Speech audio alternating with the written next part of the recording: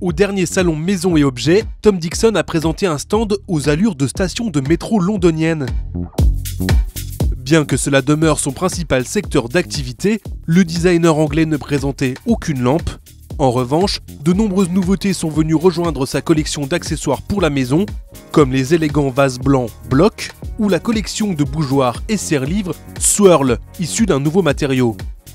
Ben ouais, on a trouvé cette matière mystérieuse dans un pays secret. Et c'est très comme la marbrure de papier qu'on faisait en 2 dimensions, mais maintenant on l'a fait en 3 dimensions. Alors, ce qui est formidable, c'est que chaque morceau est complètement unique. C'est très difficile de reproduire exactement le dessin qu'on trouve dedans, parce que c'est pas surface, c'est à l'intérieur de la matière. Et puis moi je m'amuse toujours en voyage à faire des tours avec des blocs, un peu comme quand j'avais 3 ans. Alors voilà les résultats. Si quelques pièces s'affichent en couleur pastel, le noir et blanc domine la collection, un point commun à tous ces nouveaux objets de Tom Dixon, dont la chaise slab monochrome. Alors de faire une chaise en bois, faut dire c'est déjà compliqué de trouver une esthétique qui est nouvelle, moderne, mais a toujours les traditions de la fabrication en bois. Mais en plus de la faire pour qu'elle empile, une chaise empilable en bois, c'est déjà un peu plus difficile.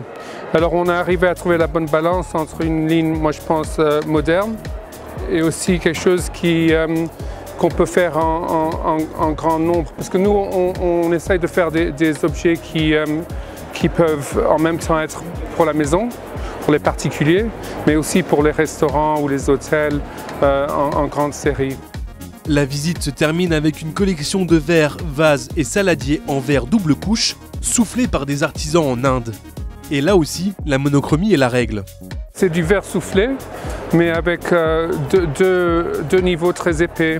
Il y a le verre complètement neutre là, qui a l'air un peu sablé, mais ça c'est vraiment le procès de couper à la pierre de diamant le verre. Et puis on enlève une couche qui est très épaisse de noir pour faire voir le dessin très simple du cercle. Souvent, la tentation, c'est de faire des choses très compliquées, n'est-ce pas? Mais pour moi, le cercle, c'est vraiment comme une des formes les plus simples qu'on peut trouver. Et ça n'a pas besoin de beaucoup plus que ça. Mais en même temps, j'essaye de trouver des formes qui sont pratiques aussi. Alors, quand on le tient dans la main, un verre qui est assez grand comme ça, on peut tenir mieux sans qu'il glisse dans la main à cause de la décoration. Un peu comme un Duralex. Avec ses nombreuses nouveautés, Tom Dixon frappe un gros coup pour cette édition de Maisons et Objets, de bon augure à quelques mois du Salon de Milan, où le prolifique designer devrait encore dévoiler de belles surprises.